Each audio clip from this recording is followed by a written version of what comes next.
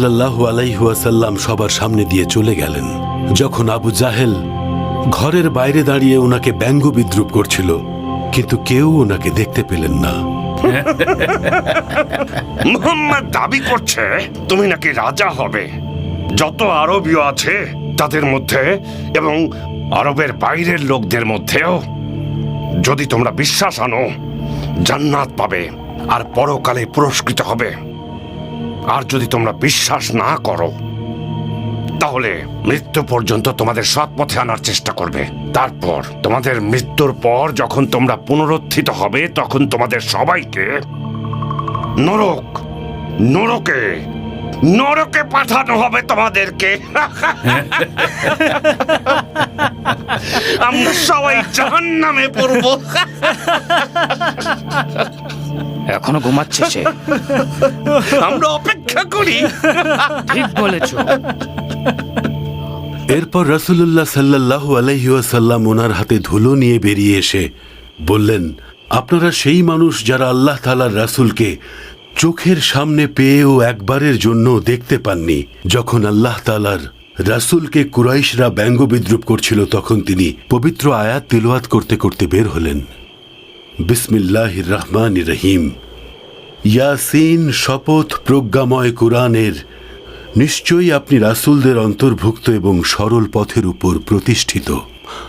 এই কোরআন হচ্ছে প্রবল পরাক্রমশালী আল্লাহর কাছ থেকে নাজিলকৃত, যাতে আপনি সতর্ক করতে পারেন এমন এক জাতিকে যেখানে তাদের পিতৃপুরুষদেরকে সতর্ক করা হয়নি, সুতরাং তারা উদাসীন। অবশ্যই তাদের অধিকাংশের উপর সে বাণী অবধারিত হয়েছে, সুতরাং তারা কোনোভাবেই কোরআনের উপর ঈমান আনবে না।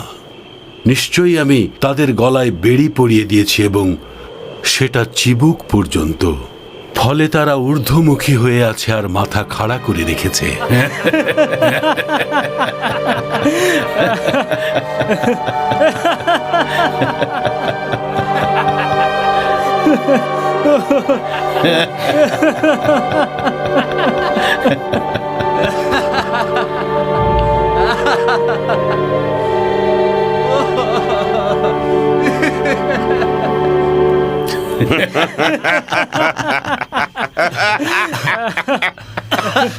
তার জন্য অপেক্ষা করছে। মুহাম্মাদের অপেক্ষায় আছে। মুহাম্মদ আপনার চোখের সামনে দিয়ে হেঁটে গেল, দেখেননি? কি বললে?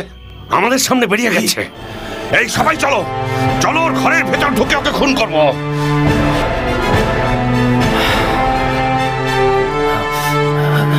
আলী, তুমি এখানে কি করছো?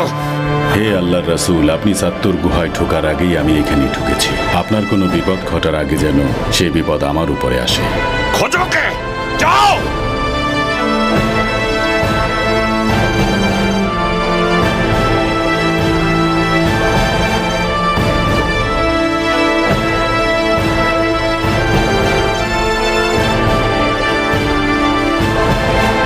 ওই লোকটা গেল কোথায়?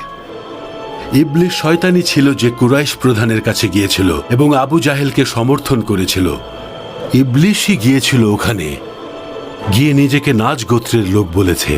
সে আল্লাহর রাসূলকে খুন করার পরামর্শ দিয়েছিল। এজন্য হাসরের ময়দানে ইবলিস শয়তানকে শাস্তি ভোগ করতে হবে।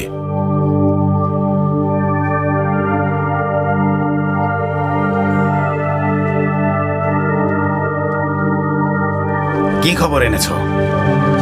মুহাম্মদকে মেরে ফেলতে পেরেছো?